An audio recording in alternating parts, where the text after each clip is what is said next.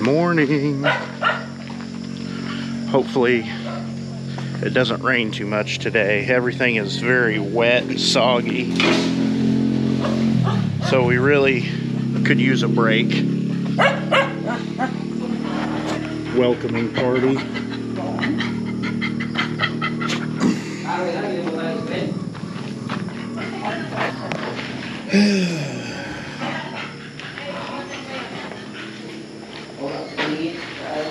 I think they're going to start plastering in the septic tank today on the inside. Let's get started. So today is going to be a slow progress day. I've got 3 workers absent today. So there's only 2 guys skim coating. June is working on adjusting that generator transfer switch box, and then Bernie and Alona's uncle are skim coating or plastering in the septic tank. So probably not going to be a lot of visual progress today. Okay guys, so Alona left this morning to go do her work, but she didn't tell me where she was going to be, and she didn't even ask me to pick her up for lunch, but I figured I would come and see if I could find her and pick her up for lunch. But I can't find her anywhere. I don't know where she's at. I'm way up. I mean, way the hell up here. And I'm videoing this because this will show her where I came to go look for her for lunch, to prove that I came. Way over there, you can see the ocean. So that's like 30 kilometers away. This is that river that we made a joke about before, that river over there that leads to the sea. So I guess I'll just go back home. I don't know, can't find her. Okay guys, well, today was kind of a weird day. I kind of stayed away all day. I didn't really come over here. Just the way it goes sometimes, but it seems like they got some stuff done, so we'll walk around and take a look together. I haven't looked at everything. One thing I did look at, they redid this transfer switch. They had to pull the box out a little bit, but so this area is all fixed up. So this front portion of the house is starting to come together and look pretty good. They got this beam squared up and plastered. It's kind of dark back here.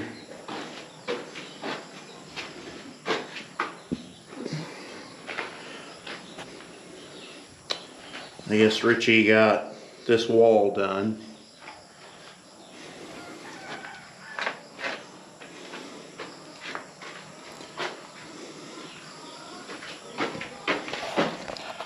I'll have to talk to him tomorrow and ask exactly what the deal was. And I knew the progress was going to be slow today because, you know, we had 3 guys missing.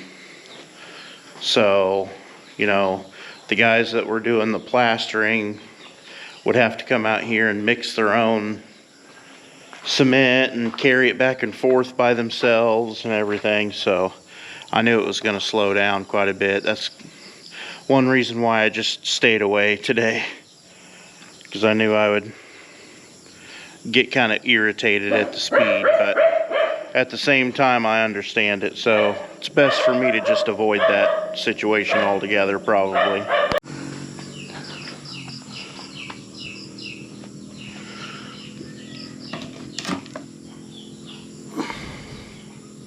Oh yeah, they got the 2 walls of the septic tank Man, it's so dark I can barely see it, so I'm sure you can.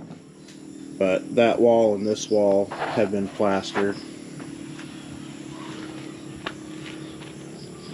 They got all the water out, so kind of a rare glimpse into the actual size of the septic tank. These chambers are, I mean, I'd say 8.5 feet deep.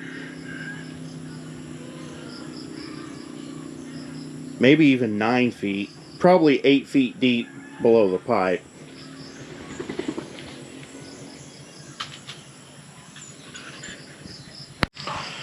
Oh yeah, I didn't even notice they got the septic tank, especially over in that area where it was caving in. They got all this backfilled, so that's really good. And then they started leveling this ground out to backfill. We're gonna have to backfill all the way back to there to cover all these pipes and everything. So by the time we get the lid put on this septic tank, the ground level will be almost pretty much the same as the lid. The lid will stick up out of the ground maybe about that far. Or at least it should. I don't know. We'll see. This is probably going to be a pretty short video, but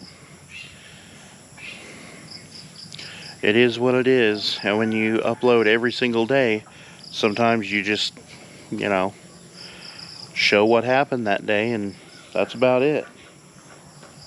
Kind of out of my control. Okay guys, so since I didn't video a whole lot yesterday, I'll add this little talking clip onto the video. So there's a couple of things to kind of go over. One is the workers. Some things don't make sense to me. So a lot of it I chalk up to I'm not used to building out of concrete or in this way, but some things just don't make logical sense. Like, for example, June is requesting something called a double furring and carrying channel or whatever. But when I look it up, it looks just like these sea purlins. But he's requesting these other special channel things, I guess, to make these corners on these beams. But I mean, he made that one with this, and it looks good to me, so I really don't understand why he needs some other different special channel thing for that.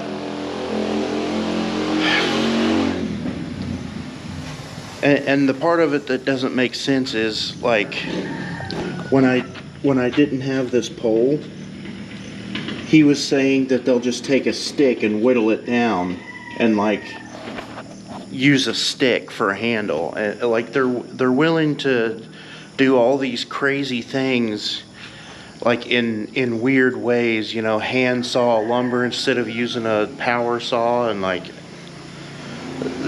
some things they're willing to do like caveman style, and then other things they're very specific on, like even the sandpaper. They gave me all kinds of grief about they wanted 3M sandpaper. So they're willing to use a stick as a paint roller handle, but they have to have a brand name sandpaper. It's sand glued to a piece of paper, but it has to be the 3M. I don't know. I don't understand it. And like I said, this corner he did with that metal channel, and it looks fine. So I don't understand why he needs something else, but I don't know. I'll have to wait till he gets here and have him explain it to me, because I really don't get it.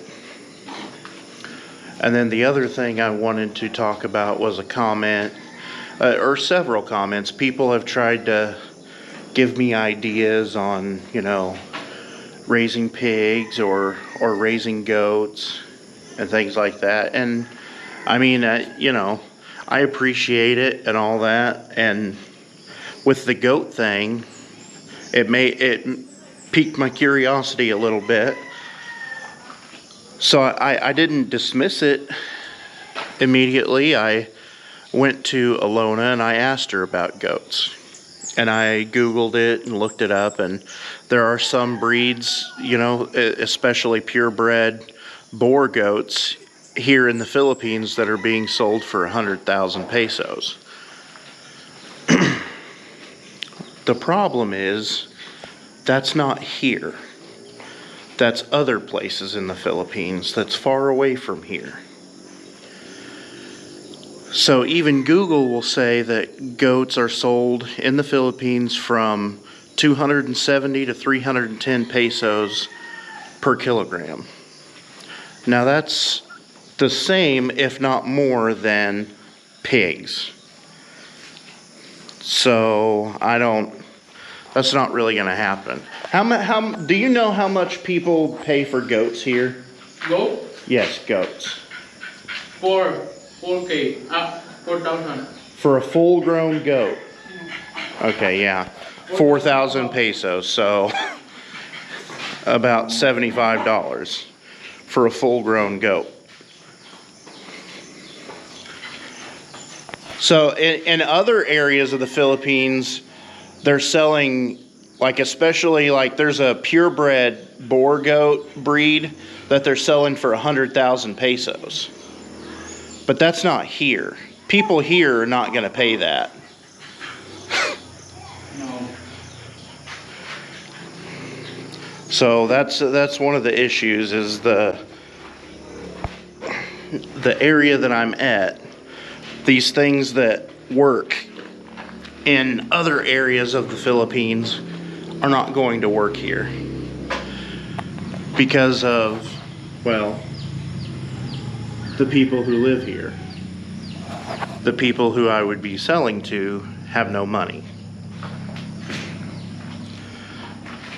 Now, to export an animal on a ferry to some other island, I doubt that would be very cost effective. So, I mean, I could get some goats and just let them run around down the hillside and just give them water. I mean, there's not a lot of overhead in goats, but there's not a lot of money either. So I guess my point is, I encourage people to keep commenting and coming up with ideas and things like that. But just try to keep in mind that I don't live in some of the areas of the Philippines where these things are viable. Just keep in mind that the prices here where I'm at are half sometimes of other places in the Philippines. People here, they just don't care. They don't care if some goat has whatever lineage or purebred or what breed it is. They don't care about that. I mean, just keep in mind, one of my earliest negative experiences here was before we even moved here. When we just came for a visit, I witnessed someone purchase and kill a dog for the purposes of eating it.